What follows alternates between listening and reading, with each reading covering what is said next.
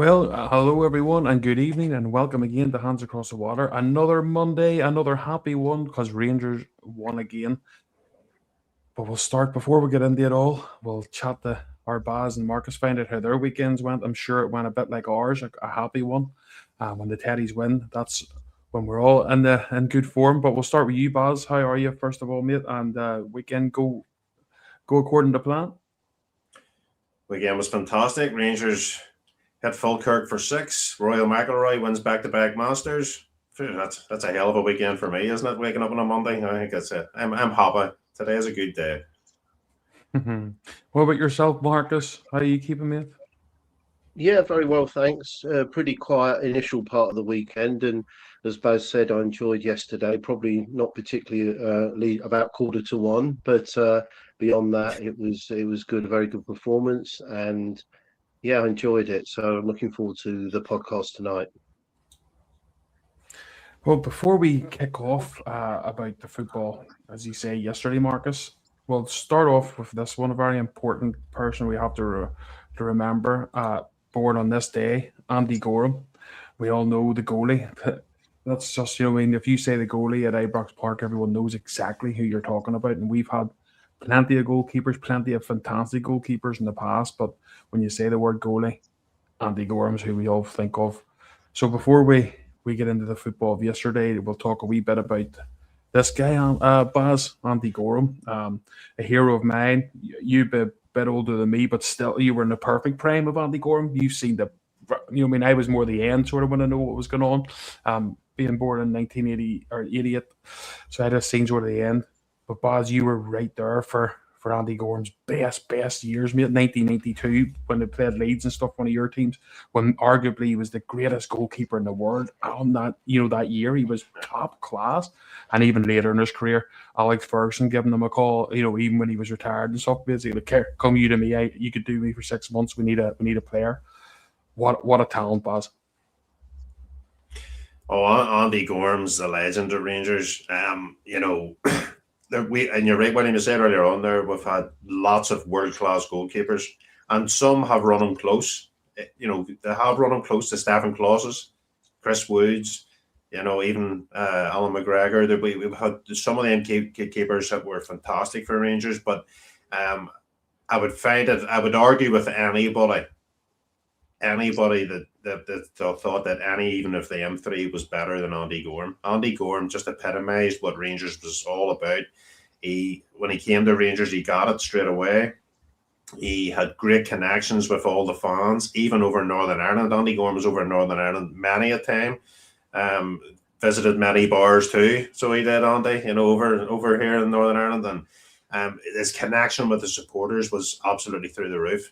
And even the late great Tommy Burns, we all know the quote of Tommy Burns about Andy Goram, and what he done to his teams, and some of the saves that he made and stopped them across the city from getting wins. I mean, big saves. I think one of the best ones was against Van Hooijdonk.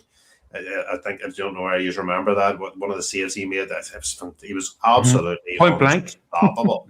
Point blank, unstoppable. And the thing about it was, Andy Goram wasn't a typical athletic, tall goalkeeper. I mean, he was shorter.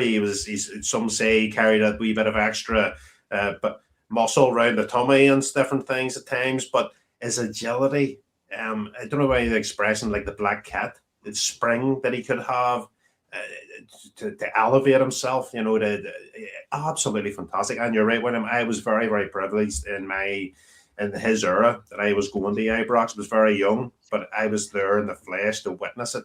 And, we've talked about people like Paul Gascoigne and Brian Laudrup, people who I seen in the flesh, Davy Cooper, and all fantastic players.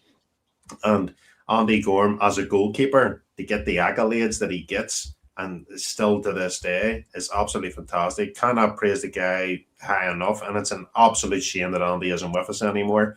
But like all true Rangers fans do, we remember everybody that's played for Rangers, and Andy Goram will be forever remembered for the history.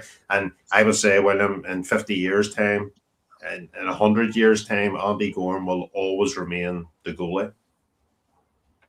Yep, as a great tribute there, Baz. Everything you said there, everyone I'm sure agreeing with. And even another wee kudos, Marcus. I didn't know. You can say you're part to me. What you remember of Andy Goram, but some people know about it, some don't. But he was a great cricketer. Actually, represented Scotland Yeah. internationally while he was playing for Hibs, and obviously he was when he came to Rangers. It was like, well, yeah, that cricket career's over because if you play for Rangers, it's Rangers and Rangers only. And obviously, being a Rangers now fan as he was, like us all, but lucky enough to have be amazing enough to be able to play for Rangers. Andy Goram picked obviously Rangers full time. What's your memories of him, Marcus? And say you would have some cracking ones too, mate. Yeah, I mean, I think going on from what Baz says, I mean, he's 5'11", so he wasn't tiny, but he's not like the monsters 6'4" and 6'5" now. Yeah, his athleticism and his ability to um, really just preempt moves, I just think was fantastic. And by all accounts, he was a really, really nice guy as well. There's a guy I used to work for in a major sports company, and he used to accompany Rangers a lot. Part of his job was in key accounts manager, and another one was with regard to actual promotion. So he used to go quite a lot to the away European games, and I always used to ask him about the players, and he was particularly quite friendly with Andy Goram. And I think one of their two roofs, both of them, was on the way back was they'd be sitting there with a coffee, but Ken's job was to have little miniatures and pour it in the coffee, apparently. So that was his little job. So he said he was quite a character, but a really nice guy. And as I said, apparently that has been the case. There's no questioning his credentials as a footballer and a Rangers legend, but by all accounts, you don't hear a bad word about him at all as an individual. So, and of course, he went to Man United, didn't he? Shortly, just on loan for a short time. So, Sir Alex wouldn't have somebody unless they thought he had some value to him. So, yeah, fantastic player and a real Rangers legend. That's the goalie, as I say. Everyone else have loads of great memories. That was just saying a few of ours. So thanks, Baz. Thanks, Marcus, for that as well. That was class. Lovely memories. Lovely. And as I say, tributes for everyone in the comments as well. It's fantastic. So I'm going to try something new, guys. By the way, I've literally just found you can do this while live. It must be a new feature from the last time we were on. So it's basically a live poll you can do. So it should be able, everyone that's watching should be able to vote on this poll, and we can sort of maybe check it at 30 minutes and see who wins. So the first one, I was just thinking there while you were chatting, what should I do for a poll? So I'm going to call it the Hands Across the Water Man of the Match. And the four I've put in to give everyone a chance is Raskin, obviously because he was fantastic. Gassama, who I thought was played very well yesterday. Chermiti, who obviously got 2 goals, and Miowski that got 2 goals. So I'm going to create this now. And there's the poll up. I think that you should be able to start voting on that if it works. Fingers crossed.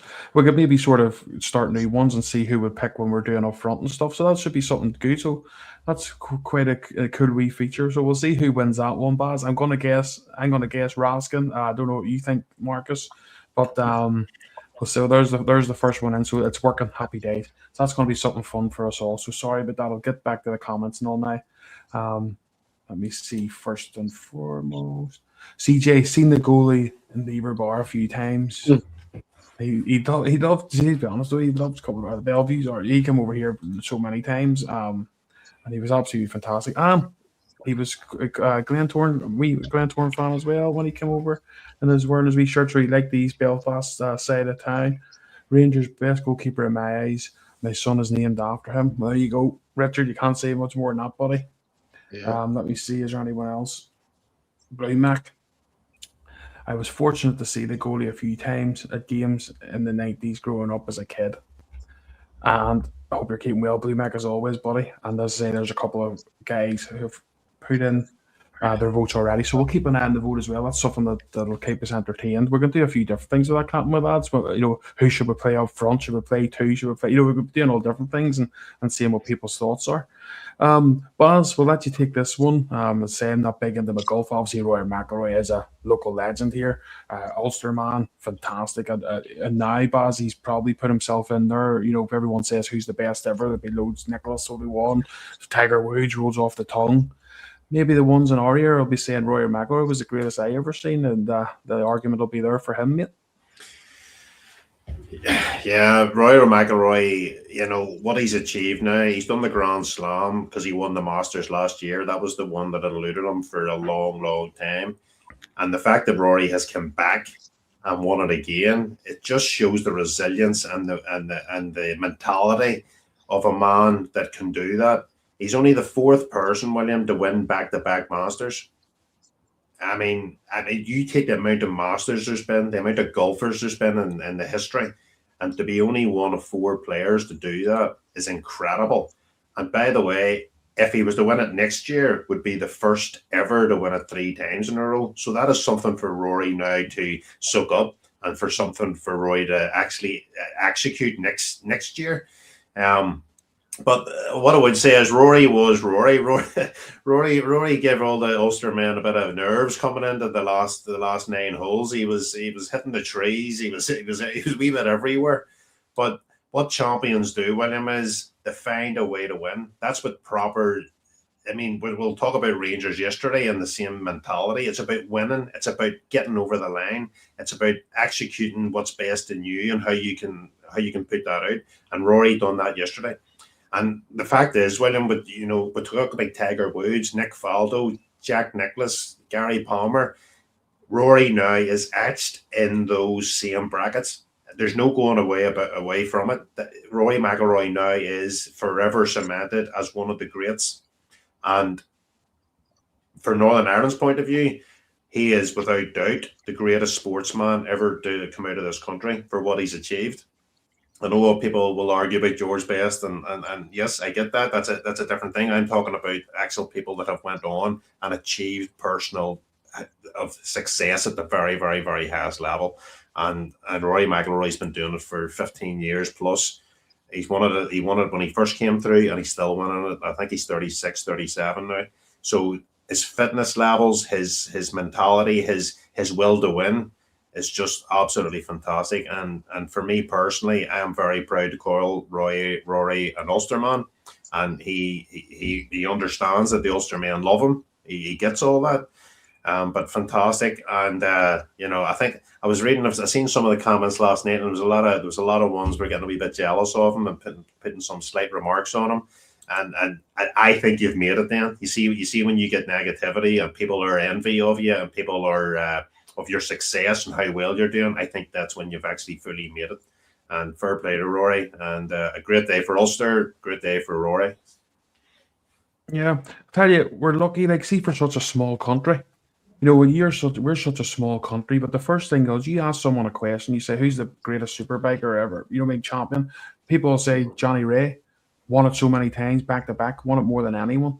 If you ask someone who's your greatest ever snooker player, people will say all around the world, Alex Higgins, born and bred in Northern Ireland. If you ask anyone who's the greatest footballer, people will say George Best. He'd always be in that top 5 of the argument.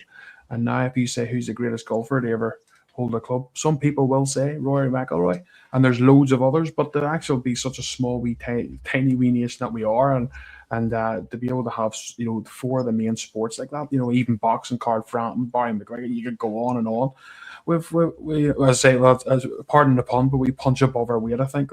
And obviously, in my opinion, I'm a big motorbike man, and road racing is done all around the world, and there's the best that's ever been on a road race is Joey Dunlop. I'm sure a lot of us over here know Joey, the local ones. He's the greatest that ever put his leg over a bike for me. So it shows you we've just got some amazing people. Mary Peters is another one, probably the greatest ever in track as well. So we're punching above our weight there, but that's us just boasting. Maybe we're just biased there, Marcus. We just think we're class over here, But how you keep more, as I say, buddy, you had to listen just there, obviously going on about the Ulster the Ulster thing. But as I say, I know George Best yours as a guy you actually seen live. You were lucky enough to see that, Marcus. So and I know you're a big George Best fan. But Rory McIlroy, what do you think on that one, Marcus? I don't know if you're a big into the golf or not, buddy. Before we get into the Rangers and get into what everyone really wants to talk about, but kudos to him. Good job, isn't it? Back to back, that's hard to do, isn't it? Well, my son, I've got 3 grandkids, and my son is a big golfer. I like golf. I like watching all the major sports, full stop. But I wouldn't say I'm an expert on golf. But that, Baz alluded to it, Rory McIlroy obtaining the Grand Slam last year, that was one of the most gut-wrenching sports events I've ever seen, because I wanted him to do it so much. In the same way, I don't know if you lads are into cricket, but Joe Root, one of our best ever batsmen, that he was always having it fired at him. You never got a century in Australia, and although England were woeful in Australia in the last Ashes, he got a century out there, and it was that same kind of thing, and that sport at the highest level. But I think the good thing about Rory McIlroy is that I think a lot of sports people could have really clocked off, because winning that last year and getting the Grand Slam was an unbelievable achievement. And I think some people mentally would have probably clocked off a bit, but he's shown what a ruthless winner he is by winning them back to back. And he's done very well for himself. One of my mates is a member, I think it's Wentworth, and Rory's got quite a nice place there.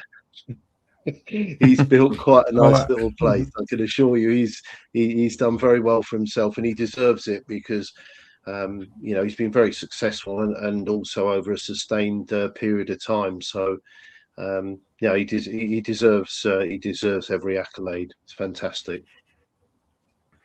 There you go.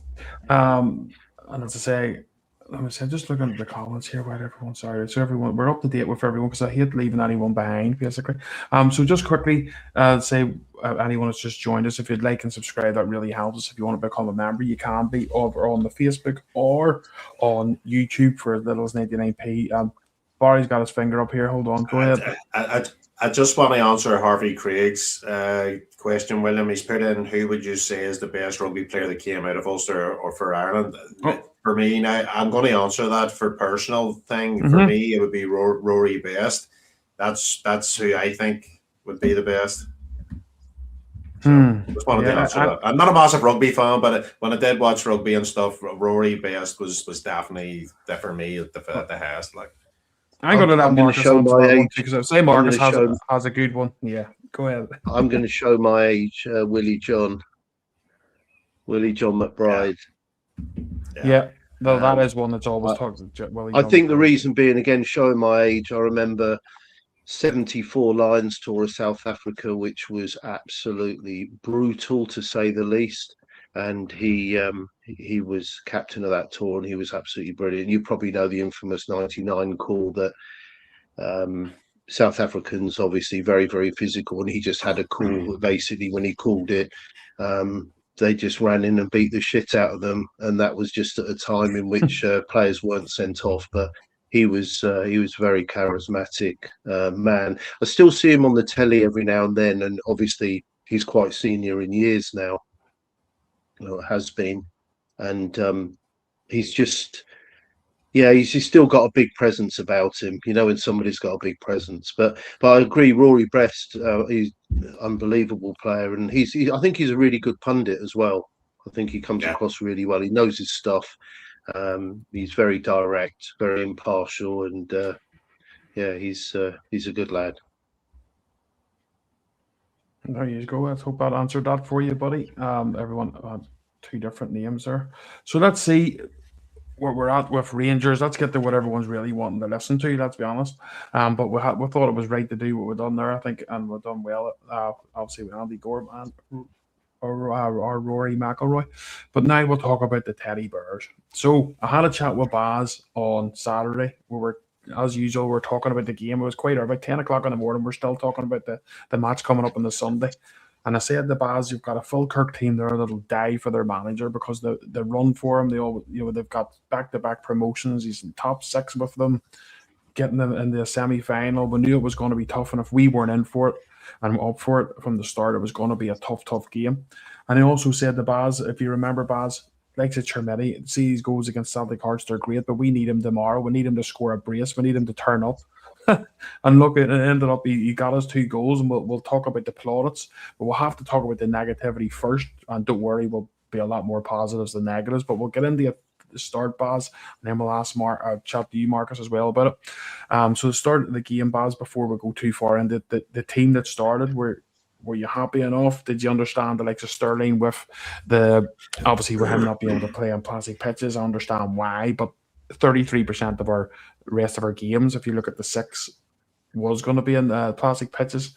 I was sort of wanting them on. You were saying, look, no matter what, we can't. We need him for the Hearts and Celtic games, which is true, and we shouldn't maybe risk him. But apart from that, we happy enough with who got on the team sheet.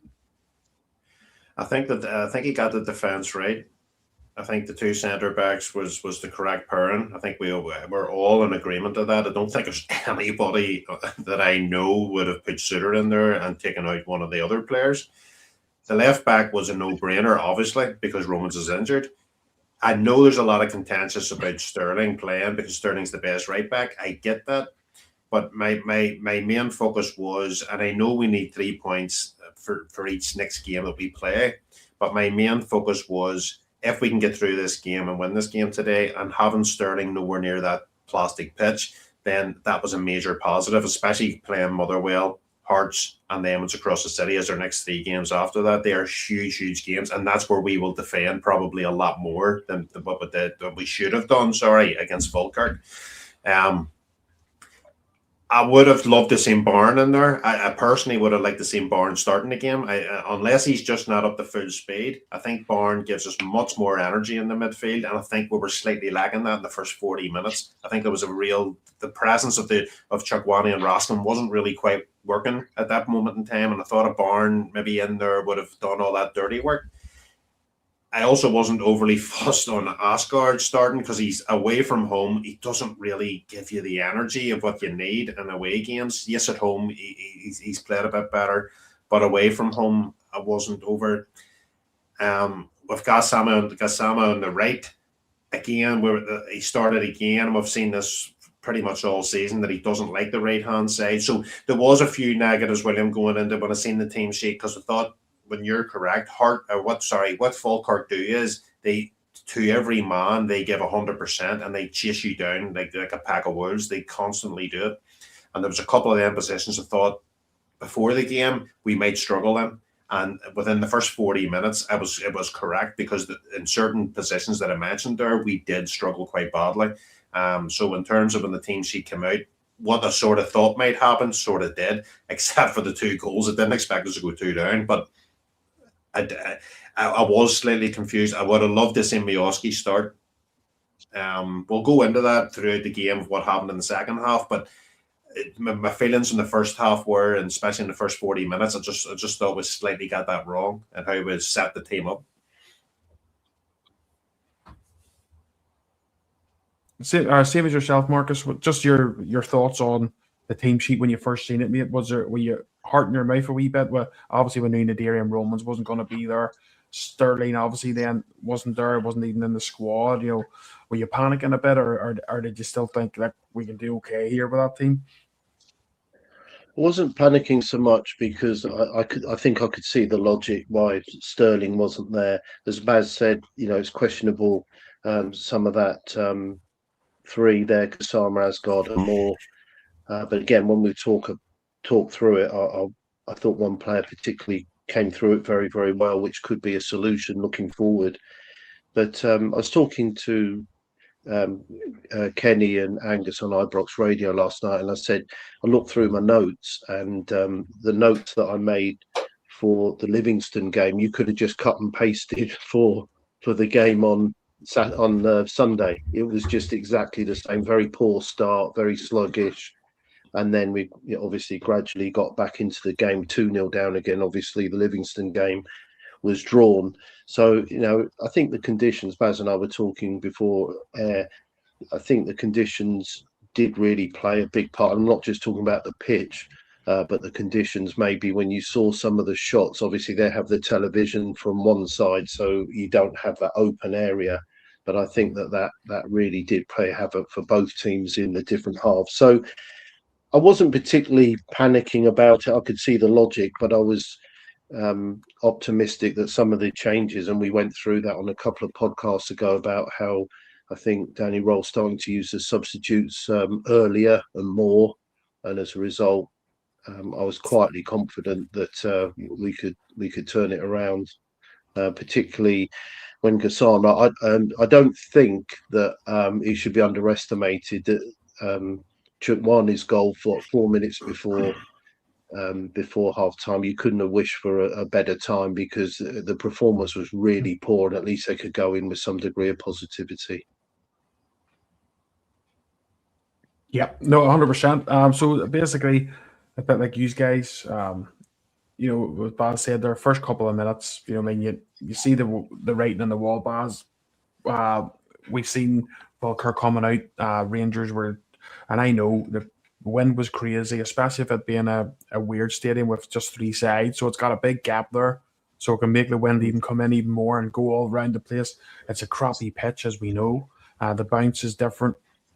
But Rangers, I think, were very slow, Baz. If you noticed, like, so we were cracking up, we're watching the game together. Like, say, Giga and Fernandez, who have been so confident, it was as if they were playing on ice. They were really, like, every ball was slow and, right, make sure it gets to here. And I understand that, but it was taking us too long to get the grips. I'm just going through this quick because we're flying through this. We're nearly half an hour already. Obviously, and then Falkirk scored, make it 2-0. At that stage, Baz, you're thinking, the title's over, because that's just the way you're here, even though it wouldn't have been, because if you had lost, but you would have had 2 weeks to worry about that, but as Marcus says there, the Chermiti goal, we'll talk about that. Like, it was so important, and such an important time to get that. But a 2-0 down, Baz, what's your thoughts at that stage? I would say if someone had said to you, "Oh, don't worry, we'll score 6 in this game," and you'll be a +3 goal difference when you leave here. I don't think any of us would have been buying into that one, Baz. But a 2-0 down, it wasn't looking good. It wasn't looking good, and I'm not making excuses for Rangers, but the wind did play a heavy part in how they were forward playing. I mean, there's no doubt about it. Trying to get those ball, when the players did try to move the ball forward, the wind was playing havoc. You could clearly see it. That's not an excuse of going 2-0 down. Don't get me wrong, but it certainly didn't help things. And I was thinking at the time, I was thinking, why is Jiga not playing that forward pass? Why is Fernandez not making that forward pass? And to me, it felt like because I think they felt slightly less confident because there was a higher wind, and they weren't confident about playing that forward pass and the fear of giving it away. I think there was a slight tendency on that one. What I was crying out for when we went 2-0 down, I'm just thinking, William, get a goal before halftime. Just get 1 goal before halftime, get us into halftime, and try and rescue this. And for me, that goal, William, before halftime was absolutely crucial into how that game actually played out. Because I think if we had been in a 2-0 down, I think the mentality again would have been harder to get them going in the second half. I just think that buzz of how things were panning out and how they ended up at 45. I think that gave Danny Roll the opportunity with the players at halftime to say, look, guys, you've got yourselves back into this. This is what you just need to do. And for me, that was absolutely instrumental. And I don't think, I honestly believe, William, if Rangers win the title this year, that is a goal we will look back on throughout the whole of the season. That goal just before halftime away to Falkirk with 6 games to go, could be one of the most important goals we've ever scored in a title race. I really believe that's how big it was. It was massive. It got the crowd going again, and it got the players. By the way, we were trying to push that second goal as well before halftime, so you could see the Rangers players were already starting to engage with the positivity with the goal. So it was crucial. That was a massive, massive goal. Yeah. Just quickly, Singing the Blue says Williams were my age and just hop in touch with that tribute. I'll see if I can get it without. So that's my Alex Bowman NASCAR t-shirt. That's my favorite NASCAR racer. So, but you know what? Really, singing it's just for you, mate. It's for your birthday. It's for your age. That's what it's really all about. That top, mate. But as Baz says there, Marcus, you know, 2-0 down, mate. Obviously, we weren't watching the match with you, unfortunately, because you're overseas from us. But what was your thoughts when you were sitting in the house, mate, watching that game at 2-0? Were you thinking that if we just get ourselves sorted, we can get ourselves back into this game? Or were you thinking a bit like me, we'll be lucky if we don't go in 3-0 here at halftime? I think my mood changed after Chukwani scored, and I just thought, right, at least we can start again, and there's a bit of a degree of confidence. And again, Danny Rowe again for the second match in a row made a change at half time.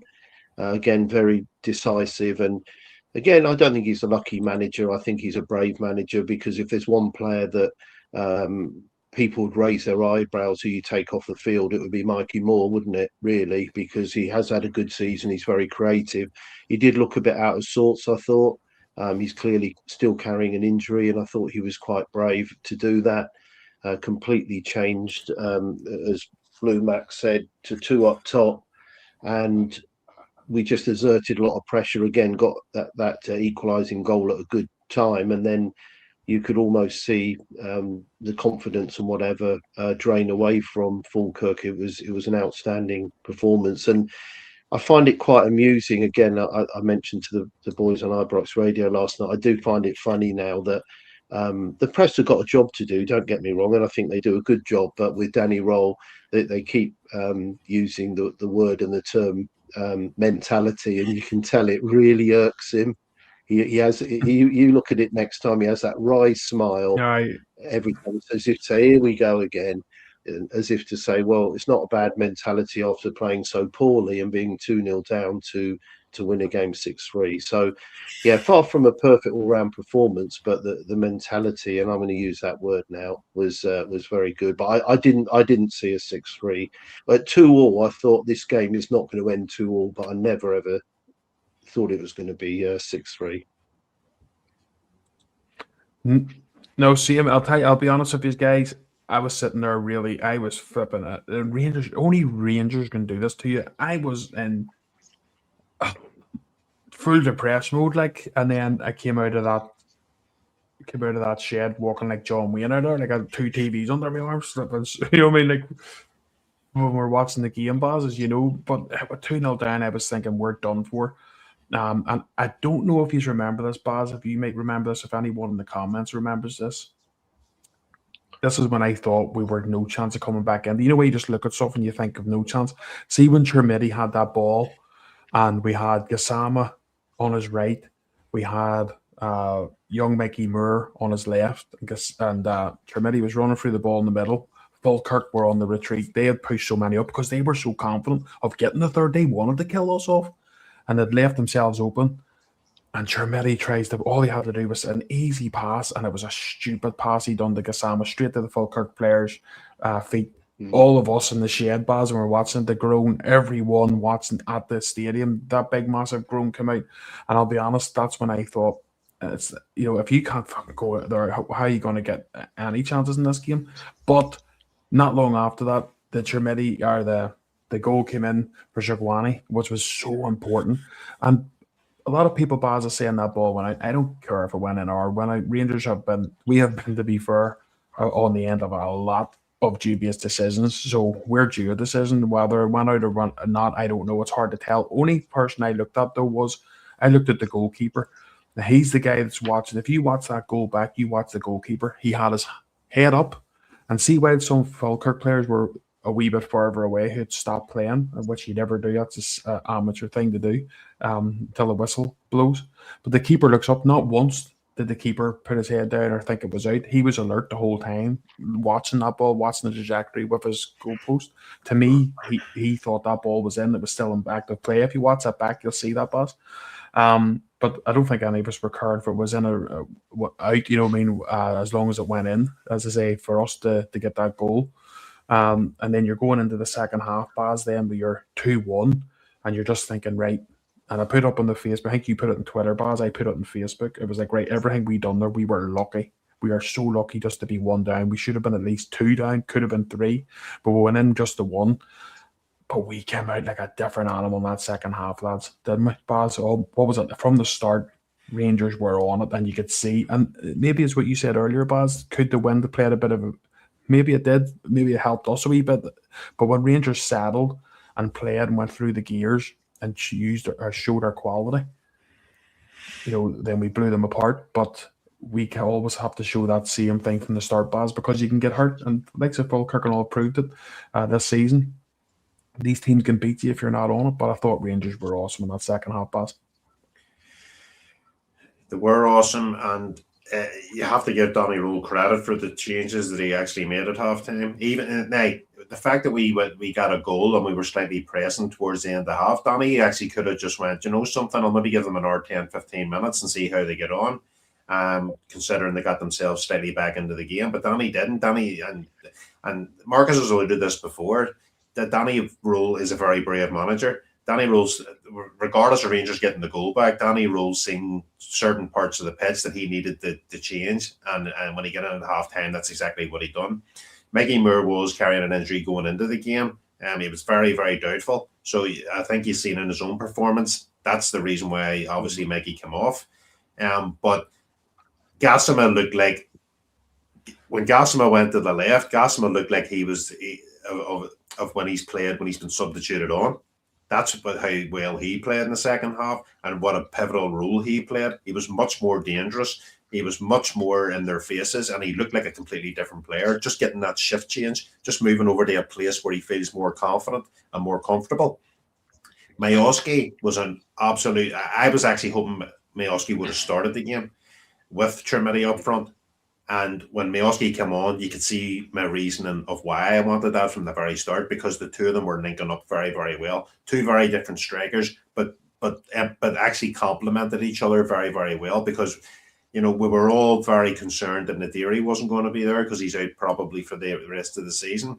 But to be fair to Trimity and Mayoski, we asked players to step up in the forward areas, and both of them did. Both players stood up. Both of them absolutely gave 100%, especially in the second half.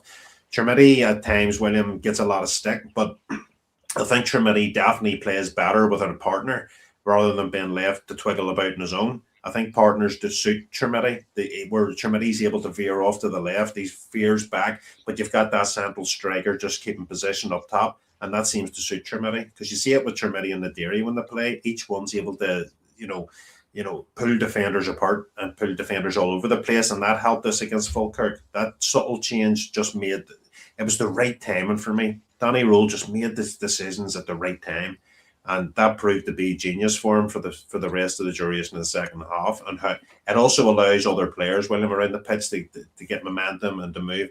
Asgard was pushed over to the right. I wasn't overly fussed on that, but to be fair, tell him he did okay. Wouldn't say he wouldn't be in my man of the match, but he did certainly put a bit of a shift in, and he did complement the right hand side as much as he could.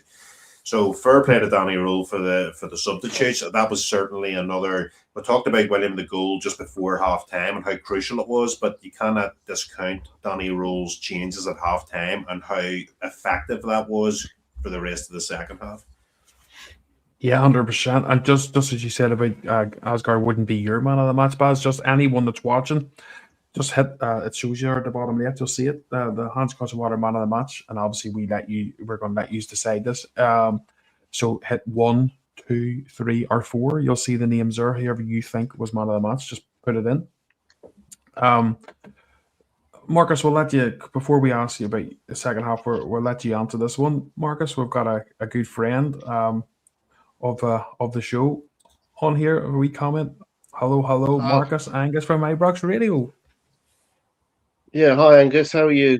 Good evening to you, and I'm really pleased you're with us. And as I said to you last night, and Kenny and Robert, it's very much a big highlight of the week for me, listening in, and I try and ring in occasionally as well. But it's it's a great format. Ibrox Radio got some great listeners, great callers, you two guys, or three guys with Robert as well, do a great job, and it's a great listen. So I'm really pleased you're with us tonight. Yes, Angus, thank you very much. Because Marcus puts your wee eyebrows every time you're on. He lets us see in the chat and stuff. We listened to you yesterday again, and thank you very much for Marcus. Obviously, speaks away as always, but you guys, what you do is fantastic, and thank you for, as I say, always giving us a shout out. When Marcus and stuff comes on, we really appreciate that. And listen, Angus and any of the guys, any of you guys that are part of iBox Radio, you're always welcome on here. If you ever want to come on as guests or anything, you'll always be welcome on with us here as well. And as I say, anyone that's watching us and doesn't know about iBox Radio, please go onto Facebook and just type it in, because their content's fantastic. And you can ring in, you can chat to the guys. It's pretty handy, pretty easy to do. So thank you, Angus. Appreciate that, buddy. Thank you for watching. So Marcus, we'll go on to your thoughts then, mate, as the second half. Now we'll get up. What we'll do is we'll go through what your feelings were when Rangers went 4-2 up, when we were just bang, bang, bang. We'll talk about the Tavernier incident. Baz can talk about that then, you, Marcus. But we'll go through from 2-1, the whistle goes, you're hoping for all the best, and Rangers just come out of the blocks. They were fantastic. Baz says that Danny Rule made the changes. You've alluded to it and past pods, Marcus, that Danny Rule is very quick now to go, right, if we need to make a change, we'll make them early if we need to. And he done the right changes at the right time.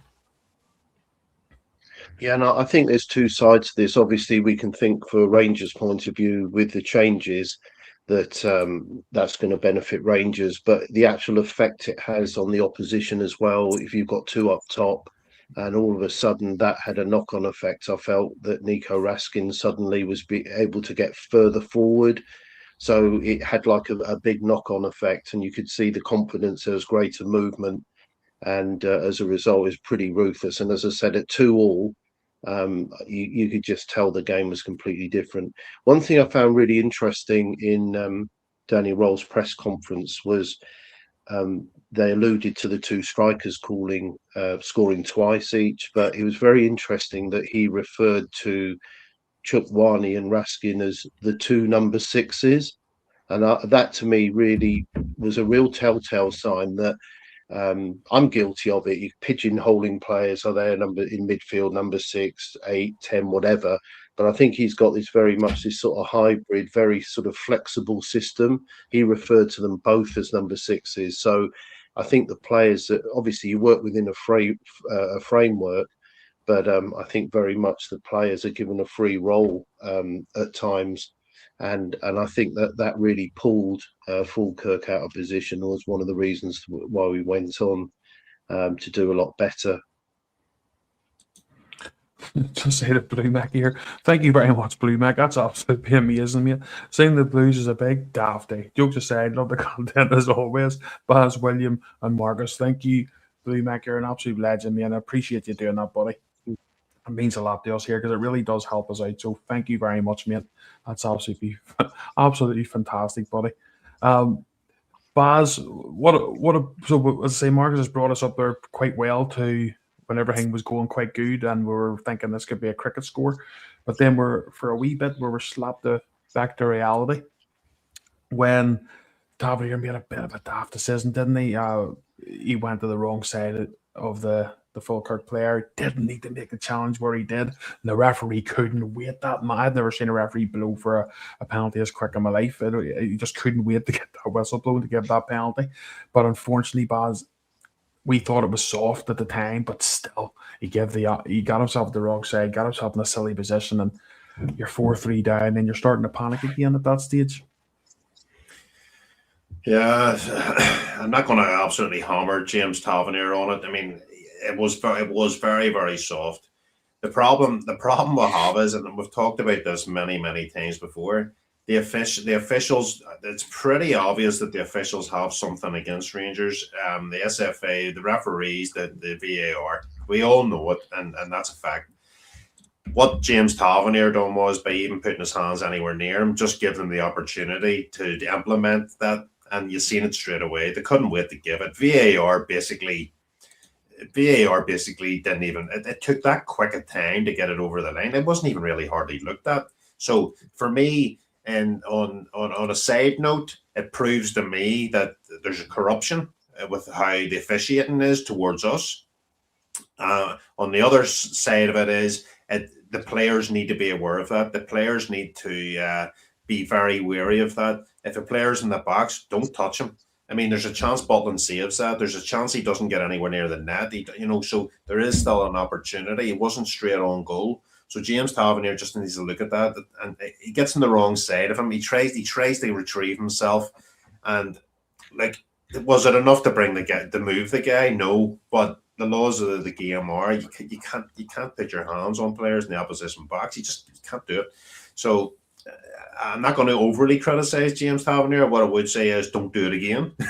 If you're on the pitch, just put your hands up out of the road. Let the guy move. Try and get into a better position to stop him. Then it's just the way things are now, William. If you get your hands and you go and you touch the player at all, you're just asking for trouble.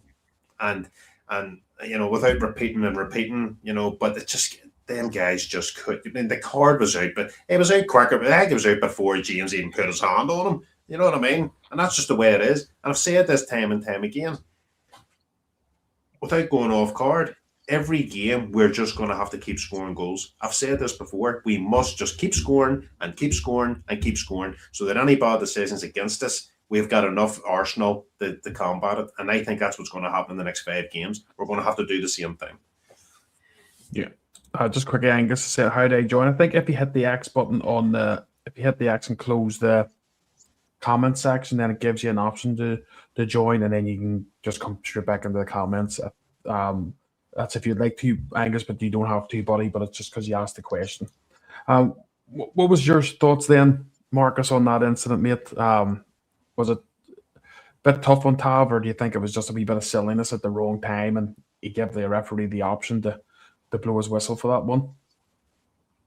Yeah, I think it was just a poor decision, and I don't really understand why he did it. The guy was running away from goal. It just seemed to have a bit of a brain short circuit, and it was a soft penalty, but in fairness to this, I think it just gave the referee an option to do it. So I was really surprised, somebody of his experience. But fortunately, again, going back to that mentality card, even at 4-3, I thought I wasn't so much, oh, here we go again. I thought, well, that's not great. But again, fortunately, the guys came back straight away. I think 2 or 3 months ago, it might have been a different story. But fortunately, in the grand scheme of things, it didn't particularly cost us other than a goal. Yeah, well, from the end, guys, to be fair, Baz, there was a bit of panic. You are going to, but there wasn't any panic on our team, which there has been many times before. This, as Marcus says, this mentality thing. Mentality was asked in the second half, can you do something? Can you come back here, guys? They did it. Mentality was maybe asked again when we went to 4-3, made a silly mistake. Here we go. Rangers are going to capitulate. This will end up 4-4. But no, Rangers went up the pitch and smacked another one. Chermiti, an absolute fantastic finish. And I know he gets some stick for his finishes sometimes, but that was an absolute cracker. Miolski then, bang. He makes it 6-3, and Rangers went on very comfortable after that, Baz, and that's what impressed me the most.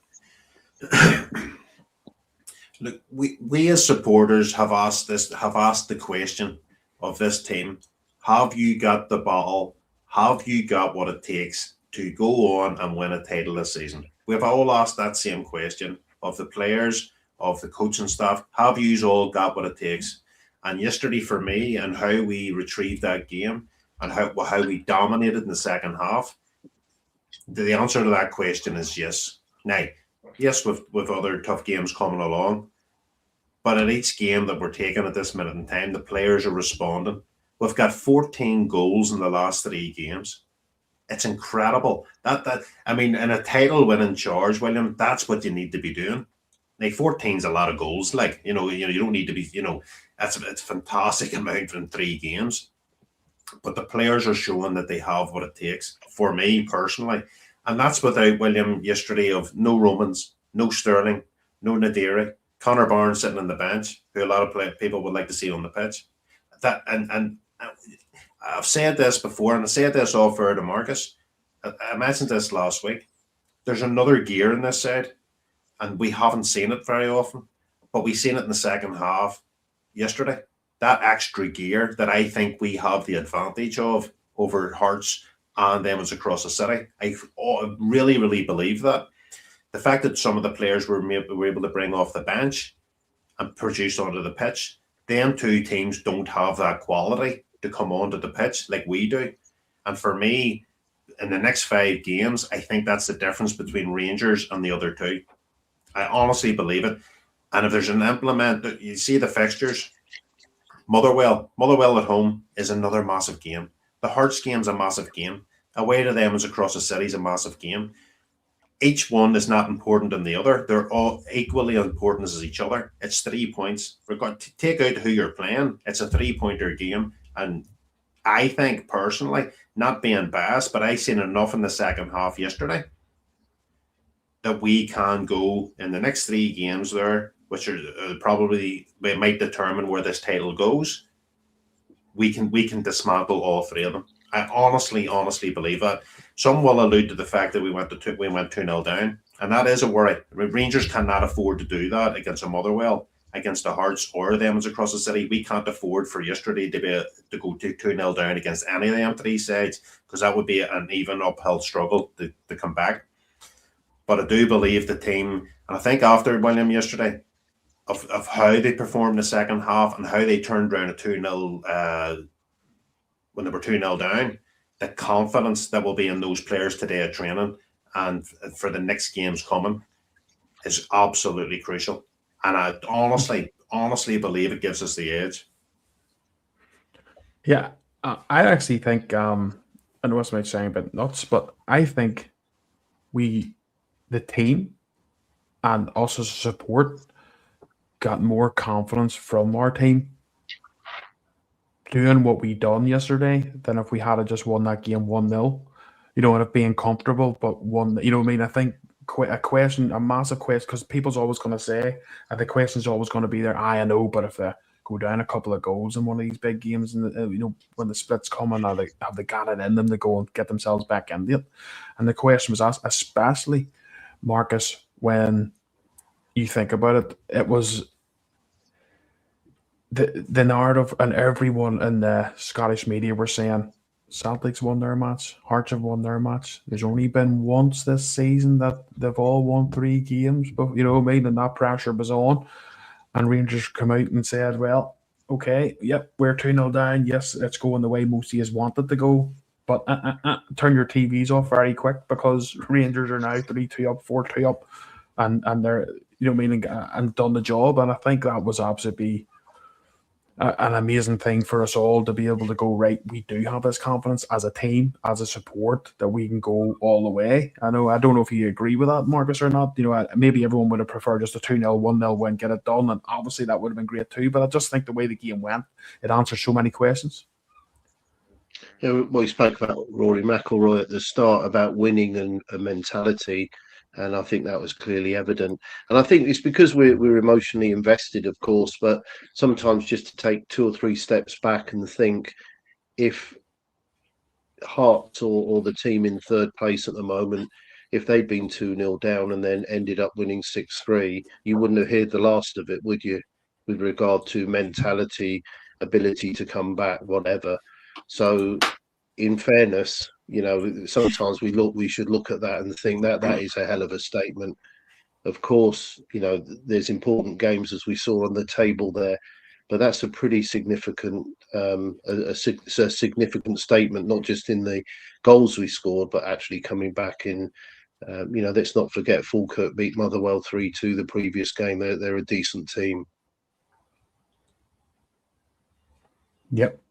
No, 100%. I'm just looking at all the wee comments coming through. And thank you, Angus, for the subscribe, buddy. I really appreciate that. Thank you, mate.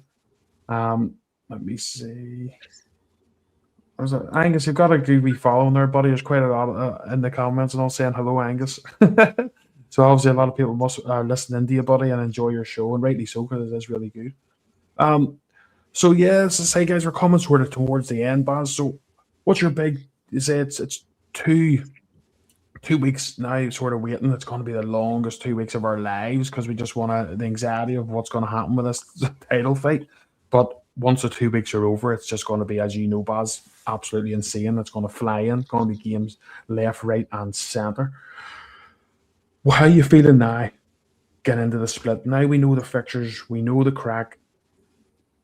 How are you feeling now after yesterday, mate, and going into this and having the 2 week break? Are you full of confidence now that Rangers can go all the way?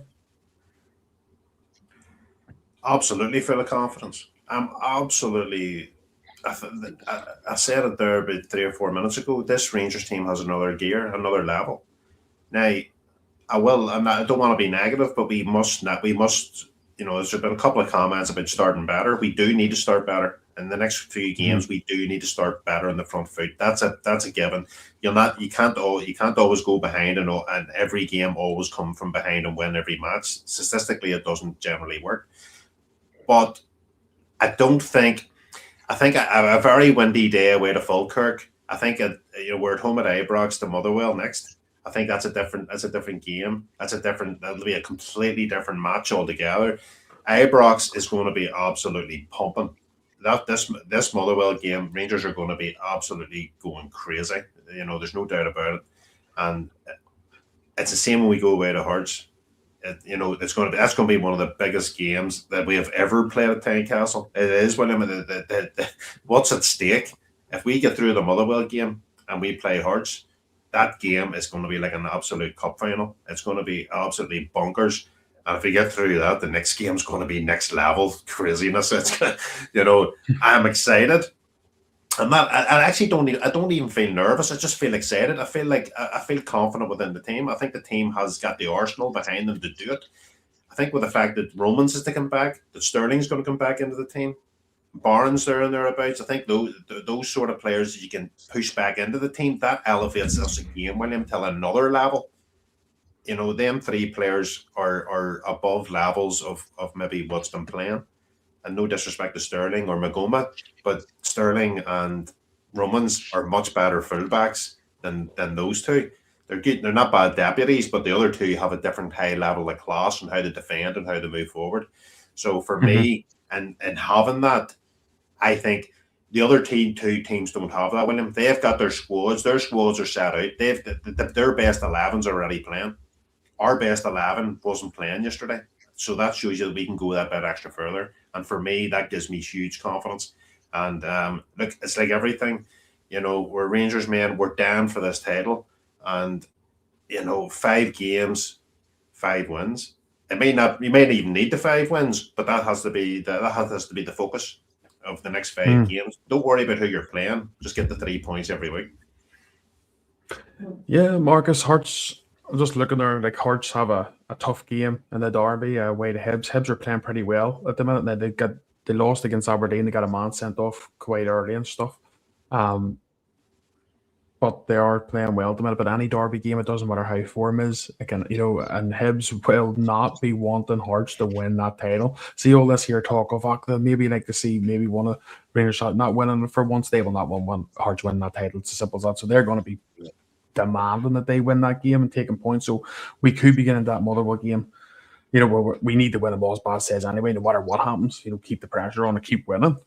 But how's your confidence now that we've got the 4 games over us? And just quickly looking here, we asked for 4 wins out of these. We were looking. I've got them all ticked off, done the job. What's your confidence like then going into the last 5? Yeah, I mean, pretty confident. I think just some comments on the squad.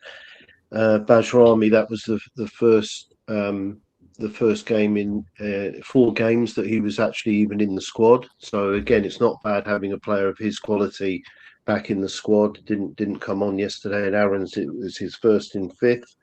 One thing I want to say, who I think is going to be a little bit of a wild card, is Oliver Antman. I remember him playing on the right, albeit in one of the earlier cup games, and he effectively played right back.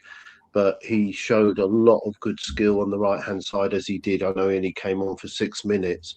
But I just think that that's always been a problem area for us. And hopefully with the trip to Spain and whatever, and if he can get his fitness up, I actually think he could play a pretty significant part in these remaining 5 games. I think he is a good player. He sort of stalled for a variety of reasons, but I think he could be pretty significant. I mean, Danny Roll's record, I've got it here.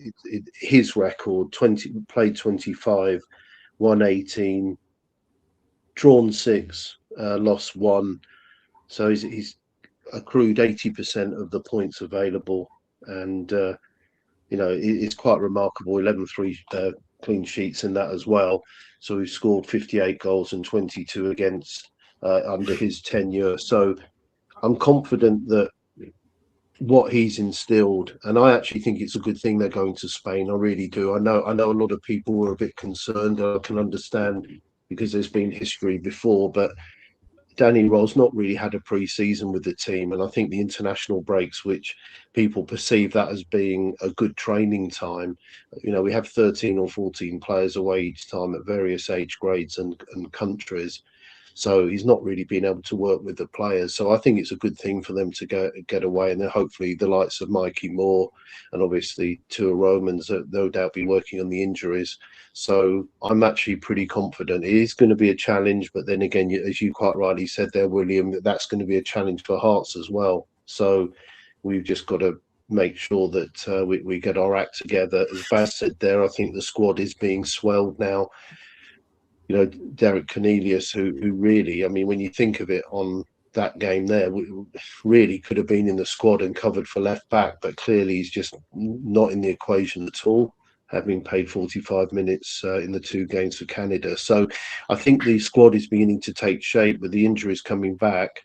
We've got quite a lot of versatility there, and as I said, under Danny Roll's system, in which I think players are allowed a little bit of flexibility, I think we've got the ability to actually react within games as we did yesterday. So I'm quietly confident that we can carry on in these split fixtures. Yep, I agree, mate. I agree. I'm the same as you guys. I've got the confidence there that we can do this. I'm looking at yesterday's game. I think it answered a big question for me. Going down like that, but to come back was a massive, because the pressure on that team at the time was actually quite incredible. The fact that we're getting goals now, the fact that if we look at our man of the match that we put up, as well, and like Miowski's, who you never have thought you could even put on a man of the match thread when we're on a live show like this, or even in the contention. But he came off that second half, was absolutely fantastic. Likes of Antman. I said to Baz, if you remember Baz on Saturday at 10 a.m., I think your man Antman's a cracker. I think he's going to come. If he can be fit and come in with, because he was unfortunate.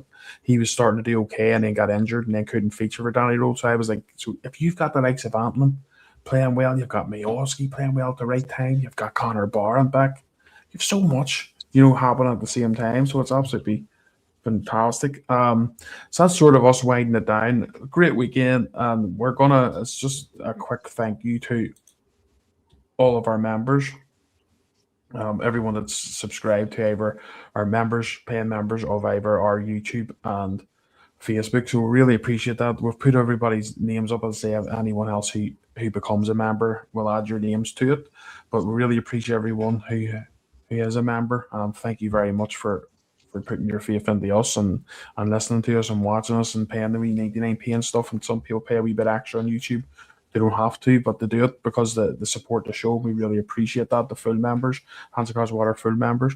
And yeah, the show doesn't work without these guys. All what we're doing here, like the stream that we're using, these guys help keep all that going, and it pays the bills for us to keep us going. And we can't appreciate it enough. I think we're going to be doing a new show, a members only show again. We've done one last week, Marcus, which was really good. We're going to be doing one again during the week here. We don't know if we're going to do it on Wednesday or Thursday, but me and Marcus and Baz will have a chat about that after the show here, and then I'll get it scheduled up so you guys will all know when we're coming on at what time. But I think it'll be every Wednesday or Thursday. As I say, it's just a wee bit more looser chat.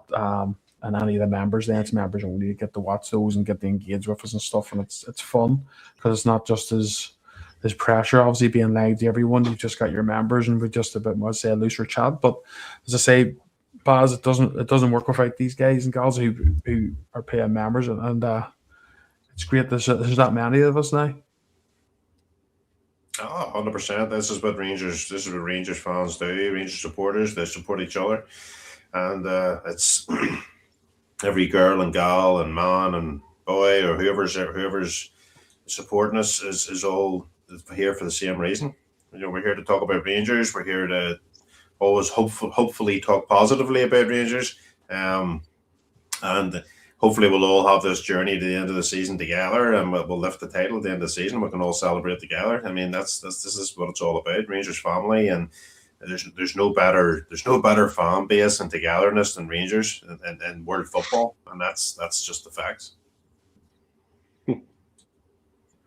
That's let me see. We might say members title party stream when we wrap the title up. Here's hoping, buddy. Here's hoping it's happening. Hopefully, fingers and toes crossed. So it'll be yourself, Marcus. I say we're just chatting there, buddy. And it's good, isn't it, that you have these people, our members, I say, buying into us and helping us out and keeping us going. Yeah, and Angus has joined tonight, which is great, and it seems to be growing all the time. And I was actually really educated by you guys when you guys asked me to join you earlier on in the year, which I'm grateful for. I was sort of just quizzing you about the mechanics of how the whole thing works, and you're absolutely right. The thing doesn't just work on thin air. We do need support, so it's fantastic, and we're really grateful for it. And we'll finish on this one just quickly, Marcus, because we've got that many going at Marcus and his stats. So we'll fire this up. We'll have to talk about it, Marcus. So let's go through this. Just any of your thoughts on that before we wrap it all up for tonight, mate. I think the most important, I won't go through it all, but I think the difference is the shots on target. So this is where I think we're changing. If we looked at the shots on target earlier on in the year, we were really, really struggling. And as Baz mentioned there, with the amount of goals we've scored the last 3 games, but yeah, you can see there that there were 9 shots on target and we scored 6 goals. So I just think that's the only thing that needs to speak about, is that we're starting to have more shots and we're starting to be a little bit more clinical, and the goals are being shared around. It was good Schmidt actually came into double figures with his 2 goals. But I think that's something that we need to be more clinical, because obviously the perceived opposition in the split will be tougher. But I'm confident that we are creating more shots, therefore shots on target, and certain players now starting to come into form. So that was really the highlight, the shot on target, and it's all about scoring goals, isn't it? So let's just hope that key statistic there carries on. I'm not going to ask Baz to mention about the pass completion, so we'll pass on that. Yeah, but as I say, the biggest take of that, Baz, is it's your scoring goals, Baz, and that's what wins you matches, especially when you're being a bit leaky in the defence. But we'll give the guys a bit of a bye ball from yesterday, maybe just weather, pitch, But in the main, the defence has been quite solid. Tab was in, when we've been playing, obviously, with Sterling. Romans has been put out and McGowan was put in. So it has been a wee bit dishevelled from what it would normally be. Hopefully we'll have Sterling on the right back and Romans back, hopefully, for the Motherwell game, and we should be a wee bit more sturdy then in defence. But we're scoring goals at the right time, Baz, and that gives you every chance, doesn't it? Well, it does. If you look at the second half, the shots on target and 5 goals, six on target, 5 goals. That's that for any team in Europe to produce stats like that in a second half is quite something else. And it shows you how clinical they were in the second half. So it's like everything. All the stats are great, and I wasn't a massive stat person until Marcus really got on board, and I really digested actually how the games are going. From first half to second half, how we're changing things around, how we're holding possession at times. So yes, it's very interesting, and the main stat at the end of the day is the result. But yes, the only way you can get the result is by having good stats before it. So it all complements each other. So great job again, Marcus. Well put out there. So it does give you food for thought. We do watch the games and we do in live time. And there's no stats available to tell you as you're watching players run around the pitch. It's only after you sort of digest it and when you see really the numbers and stuff. But I think those stats clearly suggest to me that Danny Rule does know what he's doing, and he certainly makes changes and in the right manners at the right times. So for me, yeah, it's a great job there, Marcus. Yeah, great job as always, buddy, and great job for everyone that's been listening. Thank you very much for doing that. I appreciate that. I know you enjoy it and the banter you have with each other in the comments and all. It keeps everybody going, and it's good fun. It makes me laugh as well, just listening to them and watching them. It's funny. Great bunch of people that we have here. Marcus has been absolutely fantastic since he's been with us. A really great addition to Hands Across the Water. Me and Baz, we started this out and we do it we religiously every Monday, and it was tough sometimes because it's hard with the two, so doing it all the time. But to have Marcus coming on board has been absolutely fantastic, and we really appreciate it. We've even got Marcus doing wee selfie videos and all now, wee short videos on TikToks and YouTube and stuff, which went down well on all platforms, and everybody loves listening to Marcus. Marcus is a great guy. We're very proud to have him with us here. As I say, he's adopted son of Ulster now, and that's just the way. But thank you everyone that's been watching. Thank you, Angus from Abrox Radio as well for joining us, mate. You're a great show. Anyone who hasn't seen it yet, I'm sure you have, because it's class. But get on board and listen, because it's always great chat, and you can ring into the guys, and everyone has a platform there to actually talk to the guys live, which is absolutely great. Thank you from myself, from Marcus, from Baz. A great victory for Rangers. And now we look to the last 5. 2 weeks break, but we're going to stick with you. We'll still be with you on Monday as usual. And as I say, we'll hopefully have a members-only show through the week. And I will schedule that up, and you'll all know when it is. I'll give you a day or two in advance, and hopefully you can join us and have a bit of fun in the members-only. Good night, everyone. It's been great as always. We are the people.